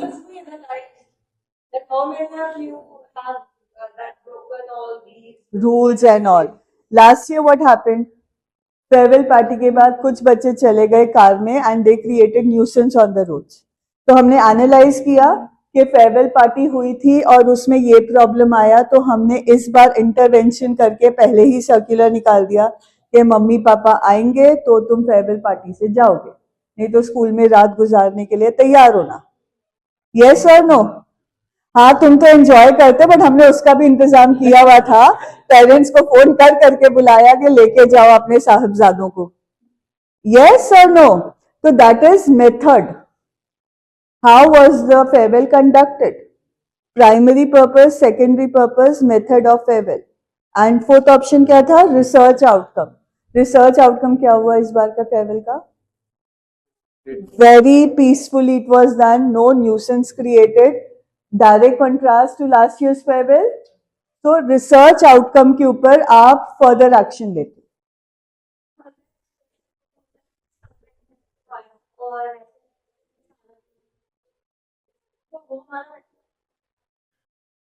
हाँ रिसर्च कैसे कराया है ना, फिर हाँ वो पूरा आपका मेथोडोलॉजी में लिखा हुआ है बच्चे.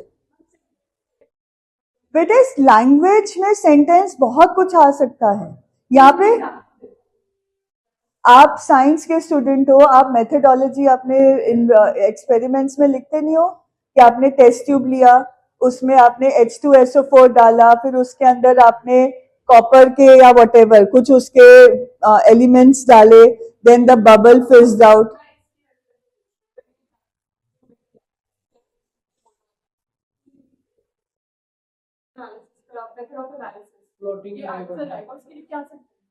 सेंटेंस होता, research paper was conducted, responses collected, a graph made, the graph analyzed and data interpreted.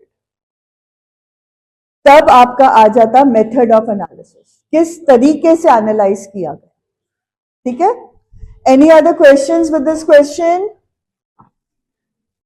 हाँ जी, आप लोगों को समझ में आ गया ये कि ब्लैंक हो गया कि मैं 1 मार्क छोड़ दूंगा, मैं इससे ज्यादा सोच नहीं सकता? नहीं आया है फाइनल? हाँ जी, सेकेंडरी ऑब्जेक्टिव मैंने आपको बताया तो था, हेल्दी सोसाइटी. अब मेरे कुछ होनहार बच्चे हैं who have shut of their minds, बोलते हैं हम इतना, एक सेकेंड, हम इतना ज्यादा एनालाइज नहीं कर सकते, तो अनअटेम्प्टेड छोड़ोगे, क्या करोगे? इनी मीनी माइना में जय माता दी, जहां पे फिंगर आएगा लिखना है, ब्लैंक नहीं छोड़ना है. ब्लैंक छोड़ के तो नहीं मिल रहा है ना, 0 मार्क्स मिल रहे हैं. ये कोई आपका एंट्रेंस एग्जाम तो है नहीं कि नेगेटिव मार्किंग हो रही है. नेगेटिव मार्किंग है तो रॉन्ग आंसर लिख दो, बट ब्लैंक नहीं छोड़ना है. यस गार्गी, लास्ट क्वेश्चन, अब आपकी पिटाई होगी. सॉर्टेड? चलो. Any other thing you want to ask from this question? आगे चलो. Very good. Okay. Give 2 points to support why it is likely that fresh fruits were given as an option to the survey participants to choose from in the study on snacking preferences.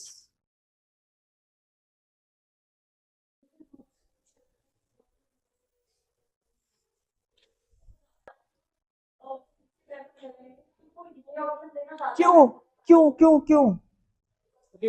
Health benefits. Simple. क्यों इतना ज्यादा analyse कर रहे हो? Science student को temper down करना है. You have to remember कि CBSE is not catering to any one group of students. वो सिर्फ साइंस स्टूडेंट्स को टारगेट नहीं कर रहा है, वो सिर्फ सिटी स्टूडेंट्स को टारगेट नहीं कर रहा है, वो हर एक को टारगेट कर रहा है. उसके लिए विलेज के भी बच्चे हैं, विलेज के भी टीचर्स हैं जो मे बी इतने अच्छे ना पढ़ाते हो, है ना. साइंस के साथ कुछ और भी ऐसे बच्चे हैं जिनको साइंस के लेवल की नॉलेज ना हो. तो सीबीएसई एक ही बच्चे को फोकस करेगा, एक ही सेक्शन को फोकस करेगा? नो. 10 लाख बच्चे अपीयर हो रहे हैं, उसने 10 लाख बच्चों को जनरल उठाना है. So don't become panic. मेरे पास इतने फालतू के क्वेश्चंस आ रहे हैं कि मैम इस क्वेश्चन का आंसर क्या आएगा. अरे भाई, तुम एमए का एग्जाम नहीं दे रहे हो. सैंपल बुक्स में एमए के लेवल के क्वेश्चन आंसर्स पूछे गए हैं, चैप्टर से रिलेटेड पूछ लो. समझ में आ रहा है?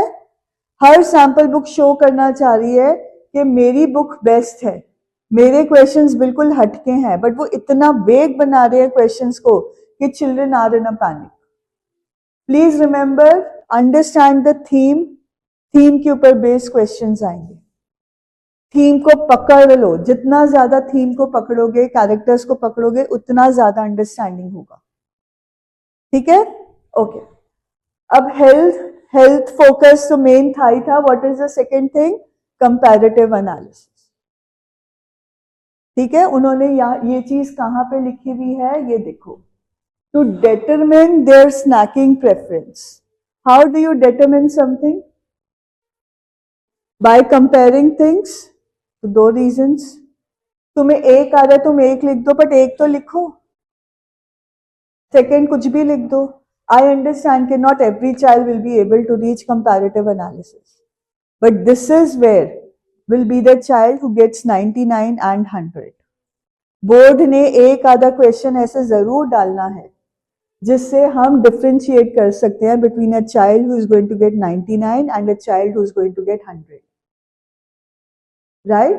बोर्ड को एक सवाल ऐसा जरूर डालना पड़ेगा ताकि के बच्चों का एक्चुअल, आजकल 95, 96 मिलना कॉमन हो गया है इंग्लिश में. Then how do you evaluate who is better?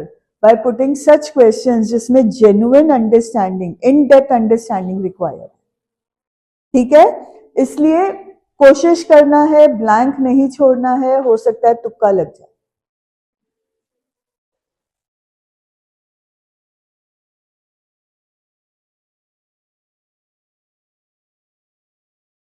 Paragraph 3 includes words, motivations, and influences. Classify the following sentences as influence or motivation. Very easy. Peer pressure leads teenagers to prefer packaged food. Influence. The drive to maintain health as one ages makes so people to choose seasonal fruits. Motivation. Very clear. But उसके लिए क्या चाहिए था जब passage पढ़ रहे थे to be able to understand the difference between motivation and influences. हमने वो दो वर्ड्स पे अगर फोकस किया है तो ये आंसर आसान है, नहीं तो फिर कंफ्यूजन क्रिएट हो गया. वर्ड स्पॉटिंग और अंडरस्टैंडिंग, वर्ड स्पॉटिंग और अंडरस्टैंडिंग.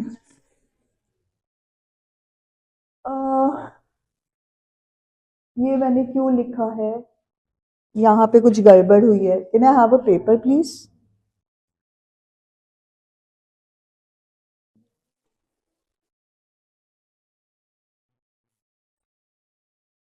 मेरे ख्याल से ना सीमा वाले क्वेश्चन के लिए मैंने ये डाला हुआ है package table, but anyways. Seema regularly enjoys snacking on chips and cool drinks while watching movies. Mohan, her neighbor, prefers to snack on oranges and also some nuts occasionally.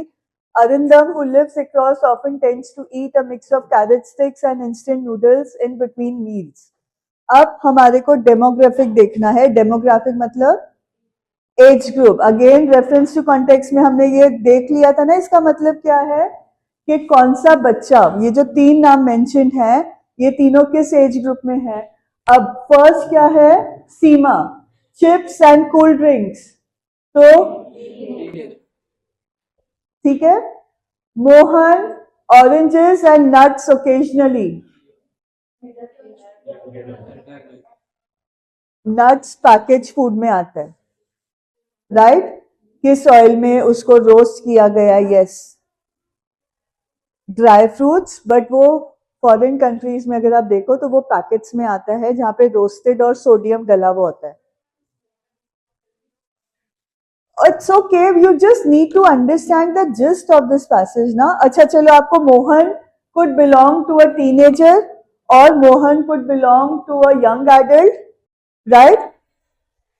नहीं, आप कह रहे हो, बट हमारे को मोहन में कंफ्यूजन है. कोई बात नहीं, एक आपको क्लियर नहीं हुआ है, छोड़ दो उसको. Go on to the third person. Arindam always eats mix of carrots and instant noodles. Young adult हो गया. तो अब देखो कौन से में सीमा है जो टीनेजर है और अरिंदम जो है वो यंग एडल्ट है. क्लियर है? मुझे मोहन में कंफ्यूजन था कि वो कौन है, उसको साइड में छोड़ दो. दो का तो मुझे क्लियर हो गया ना, जो बाकी किसी भी ऑप्शन में मैच नहीं करता है. दो बंदे हैं जो क्लियर है कि one is a teenager and one is a young person. तो अब मोहन, मेरी थॉट प्रोसेस गलत, नट्स किस में आ रहा है, फ्रूट्स में आ रहा है, right? He could be have been a middle-aged person, he could have been an elderly. It is not coming under packaged foods. मैं तभी कह रही थी कंफ्यूजन है, हमारे बीच में बहस हो गई ना. वो कह रहे हैं कि नट्स पैकेज फूड नहीं होता है, मैं कह रही हूँ कि नट्स को भी रोस्ट किया जाता है सॉल्ट में, तो वो अनहेल्दी हो गया. तो कंफ्यूजन हो रही है, छोड़ दो, बाकी का डेटा देखो, उससे आंसर मिल जाएगा. How to find answers, this session is based on how you are going to find the reading comprehension answers. I am giving you strategies. Delete option, जब चॉइस दिया होता है तो डिलीट ऑप्शन यूज करना चाहिए and chances are you do reach the right answer. Clear? Okay. Again मैंने कुछ दिया हुआ है बेस्ड ऑन द 6 क्वेश्चन, कुछ डेटा डाला हुआ है स्लाइड में. Although children, middle-aged and elderly groups all prefer seasonal fruits, why is the preference percentage highest among the elderly? उन्होंने प्रेफरेंस का मोटिव क्या है वो दिया हुआ है, वो चीजें लिखना है अपने वर्ड्स में. सा simple is that. Okay. Analyze how targeted interventions based on the diverse snacking preferences of different age groups can lead to improved health outcomes. Paragraph 5. लिख सकते हो? It's just a summary of paragraph 5. Question समझ के paragraph 5 को summarise करके answer लिख देना, right? और कुछ वर्ड्स हैं, implications for intervention and tailor interventions, तो इससे बेस आंसर है। टेलर इंटरवेंशंस मैंने आपको बताया था, टेलर क्यों इंपॉर्टेंट होता है, क्योंकि वो हमारी नीड्स को स्पेसिफिक ड्रेस बनाता है। Tailored interventions which suit the particular purpose to instill healthy eating habits. Clear? Okay. The survey outcomes serve as a roadmap for designing targeted interventions that not only cater to diverse demographic needs but also nurture a culture of health and well-being. By harnessing the insights gleaned from the study, stakeholders can collaboratively work towards building healthier communities and promoting sustainable practices for generations to come. अब ये वाला question और ऊपर वाला answer check करो। ये वाला question और ऊपर वाला आंसर चेक करो।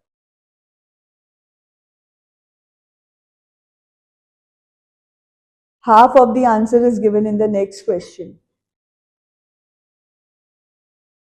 ऐसे कई बार होता है कि जो बाद के क्वेश्चंस होते हैं उसमें कहीं ना कहीं आंसर आपको पहले वाले क्वेश्चन का मिल जाता है। You need to be alert, कौन से क्वेश्चन में कहा मुझे आंसर मिल जाएगा।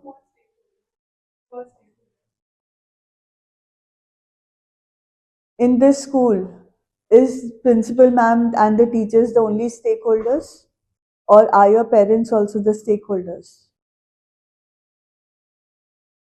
बेटा स्टेक होल्डर्स का मतलब वो होता है जिनका direct, not responsible, direct benefit है।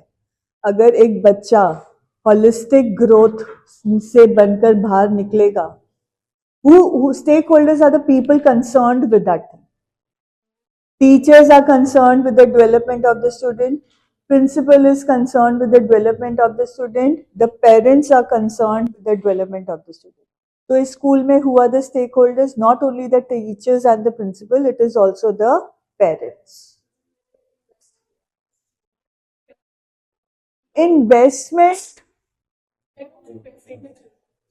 beta, parents don't invest in their children, they are concerned. Investing होएगा कि टाइम एंड मनी, और हम नहीं, नो। तो आपको क्या लगता है कि जब बच्चा स्कूल में जाकर पढ़ता नहीं है तो पेरेंट्स बोलते हैं कि मैं अपने मनी की वेस्ट करूं कि उसको निकाल लूं? वो फिर भी पैसे लगाता है, because why, what is the primary purpose? आ गया तुम्हारे पास एग्जाम्पल। प्राइमरी पर्पस क्या है पेरेंट का स्कूल भेजने का?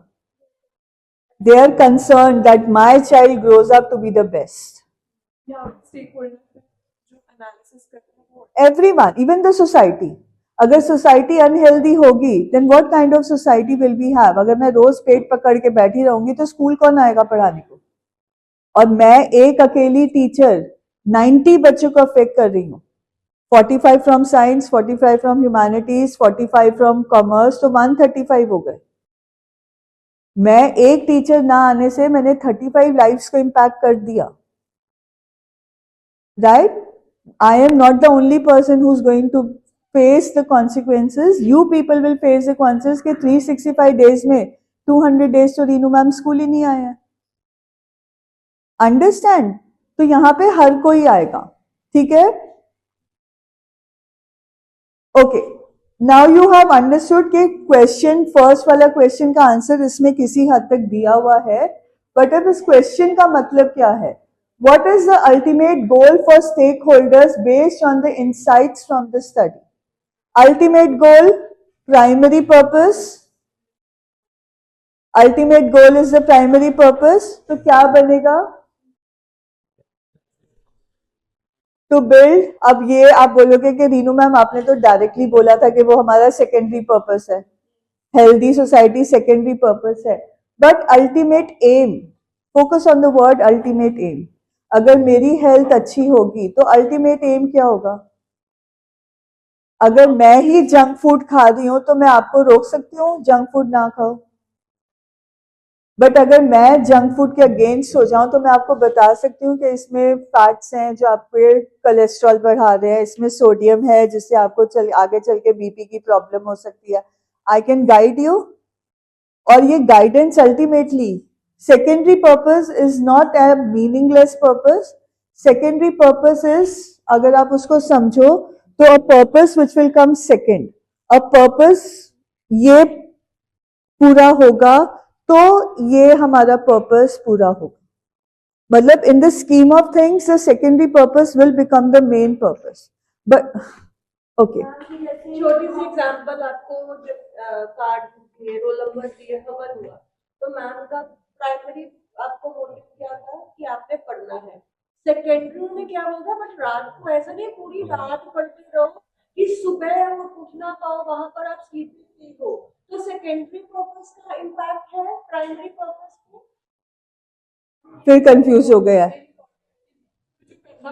बेटे आपको एक प्लान ऑफ एक्शन है, एक पर्पस अचीव करोगे तो आप सेकेंडरी पर्पस पे जाओगे, पर दोनों में पर्पस इंपॉर्टेंट कौन सा है? हाँ बेटा प्लीज, जब डिस्कशन होता है that doesn't mean that you people start murmuring amongst yourself. मेरी बात सुनो प्लीज, मेरी बात सुनो।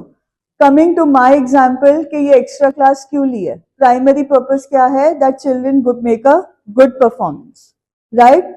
स्कूल का नाम हो, टीचर का नाम हो, ये सब हमारे प्राइमरी पर्पसेस थे। बट अगर आपको याद हो कि जब मैंने आपका ASL लिया था, कई बच्चे जब मेरे साथ ASL देकर गए थे, जब वाइवा देकर गए थे, तो मैंने उनसे पूछा था कि लास्ट लेसन क्यों इंपॉर्टेंट है, what is my last lesson to you? याद है पूछा था? I mean I don't know, आप में से किसी ने वाइवा मुझे दिया था या मनिका मैम को, है ना? तो अब आपको एक्स्ट्रा क्लास लेने का प्राइमरी पर्पस है to get good marks, but overall to instil in you how to become good students. Reading का पर्पस क्या है कि सिर्फ एग्जाम फोकस नहीं है, जिंदगी में जाकर आपने बहुत ज्यादा रिसर्च वर्क करना है। आप लोगों ने जो फील्ड चूज किया, चाहे वो ह्यूमैनिटीज है, तो आपके पास रिपोर्ट्स आएंगी। आप जज बनने वाले हो, आप पुलिस ऑफिसर्स बनने वाले हो, आपके पास बहुत रिपोर्ट्स आएंगी जिनको आपको एनालाइज करना पड़ेगा। साइंस वालों का तो काम ही ये है, एक्सपेरिमेंट करो, एक्सपेरिमेंट्स को एनालाइज करो। कॉमर्स वालों के पास इकोनॉमिक्स का डिपार्टमेंट आएगा एनालाइज करने के लिए कि ये शेयर में मार्केट लगाएं या वो शेयर में हम पैसे लगाएं, है ना? Analyse will become a part of your life. अभी प्राइमरी पर्पस क्या है? Board exams, good, getting good marks, but what is the secondary purpose?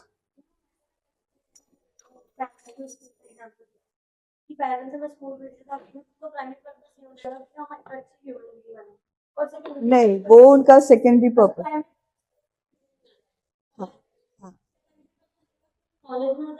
You become good civilized human beings.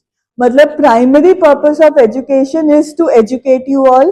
The secondary purpose, which will have universal implications, is to make you good human beings. Right? Primary purpose of this survey was to inculcate good healthy eating habits. Secondary universal purpose है to make a very healthy society where everyone is healthy, living a good life. समझ में आया? Primary purpose जो आपने first fulfil करना है, secondary purpose जो उसके बाद ही फुलफिल होगा। ये फुलफिल होगा तो ये फुलफिल होगा, बट इंपॉर्टेंस सेकेंडरी की ज्यादा है। Getting good marks is important और बिकमिंग गुड ह्यूमन बींग्स। जब मार्क्स अच्छे आएंगे तभी आप डिफ्रेंशिएट करोगे ना between what is wrong. Time waste करना है कि पढ़ना है? पढ़ा तो डिसिप्लिन बन गए, डिसिप्लिन बन गए तो ओवरऑल गुड ह्यूमन बीइंग बन गए, right? Primary and secondary purpose simply ये है कि फर्स्ट क्या अचीव करोगे जिससे सेकेंड अचीव होगा। सेकेंडरी पर्पस का इंपॉर्टेंस हमेशा will be more than the primary purpose. ये एक reverse psychology kind of thing है, राइट? पहला प्राइमरी पर्पस अचीव होगा, फिर सेकेंडरी पर्पस अचीव होगा, but in the scheme of things in a universal manner secondary purpose is more important than the primary purpose. Teaching you all, taking extra classes, putting it on YouTube, primary purpose could be earning of money. But universal secondary purpose is to reach out to people so that they can give a good performance in exams. नहीं, बिल्कुल भी नहीं, बिल्कुल भी नहीं. Primary purpose is the first purpose you achieve for a bigger purpose. The first step towards achieving something greater. ठीक है? Okay, सो यहाँ पे प्राइमरी पर्पस क्या था हमारा? To build healthier communities. Now we come, अब यहां तक आपके 10 मार्क्स हो गए हैं. अब ये 2 मार्क का क्वेश्चन जो पैराग्राफ 1 में था, राइट? तो उसके हिसाब से ये पैराग्राफ 5 का आंसर इंक्लूड हुआ हुआ. मैं थक गई हूं, तुम खुद ही पढ़ लो. Who is going to read this? मुझे ही पढ़ना पड़ेगा. हे भगवान. गार्ग, हाँ जी, Gargi, stand up and read. हाँ, read. Assess the potential challenges or benefits on the lines of surveys, outcomes for designing. They are 2 points to be elaborate for either. मतलब ये देखो और लिखा हुआ है, और लिखा हुआ है क्वेश्चन में, या तो आप पोटेंशियल चैलेंजेस दोगे या बेनिफिट्स दोगे, राइट? और का मतलब है आपने दोनों नहीं लिखना है, 1-1 करके लिख दिया. You have to give either the potential challenges, 2 potential challenges और 2 बेनिफिट्स, राइट? हाँ जी, बेनिफिट्स में क्या आ जाएगा? So, understanding of specific and preferences of various demographic groups, which can enhance the effectiveness of health interventions by making them more targeted and relevant. Additionally, using these data-driven insights can foster a sense of collaboration among stakeholders, promoting a unified approach towards health and sustainability. तो 2 motives हो गए, benefits हो गए, healthy society and detailed understanding of specific needs. और challenges क्या है? relying on surveys. The survey outcomes may present challenges such as the risk of biasness in the data collection process. जो आप मुझे बोल रहे थे, but it's not given over here, right? Challenges ये वाला बहुत डीप अंडरस्टैंडिंग में जाता है, तो ये वैसे ही इररिलेवेंट थोड़ा सा हो जाता है. What else? Effective interventions. There's also the issue of survey fatigue among participants, potentially reducing engagement and accuracy of the data gathered. अब हमारे को टीचर्स को, जो हमने आपके पेरेंट्स को भी दिया था, राइट? एक डॉक्टर हैं जो कोई सर्वे कर रहे हैं about the growth of the child, उसके ऊपर एक लिंक आपके ग्रुप्स में पोस्ट हुआ था जो पेरेंट्स ने भी करना था. अब if I am tired after a day's work और वो 75 क्वेश्चंस का लिंक था, do you think it is going to be biased और अनबायस्ड? उसमें एक क्वेश्चन था, have you ever suffered physical abuse, sexual abuse as a child? मैं कभी लिखूंगी? नो, क्योंकि ट्रॉमा इतना ग्रेट होगा जिसने भी अब्यूज सहा होगा कि वो कभी अनबायस्ड वर्जन दे ही नहीं सकता. ये चीजें तो निकलवाने के लिए साइकोलॉजिस्ट को कितने सेशंस करने पड़ते हैं for a child, for a person to accept that they were sexually abused in the childhood, है ना? तो एक सर्वे में मैं ये कैसे लिख दूंगी? समझ में आ रहा है? तो इस तरह के सर्वेज जो होते हैं वो बायस्ड होते हैं. बट हमारे पास ये जो चैलेंजेस वाला आंसर है, ये कहीं पर भी पैराग्राफ में, सॉरी पैसेज में नहीं था, मार्किंग स्कीम में दिया हुआ था. ये मैंने आंसर्स मार्किंग स्कीम से ही उठाए हैं. मतलब there is something hanky panky going on over here. जिसने सीबीएसई ये सैंपल पेपर बनाया, मार्किंग स्कीम बनाया, उसके कुछ तो दिमाग में कोई टेंशन चल रही थी जिसके कारण maybe he missed out on a passage, maybe he और she became confuse by cutting and editing, उसमें कुछ गड़बड़ किया. But this is what happens, right? So you need to be alert, you need to make sensible choices between what can be the answer, what should be the answer, right? So with this any questions and thank you. अब कोई question पूछेगा तो पिटाई करना, इतना discussion हो गया, कोई है क्वेश्चन फिर भी पूछ लेती हूँ। नो, चलो जी, एंड ऑफ द सेशन।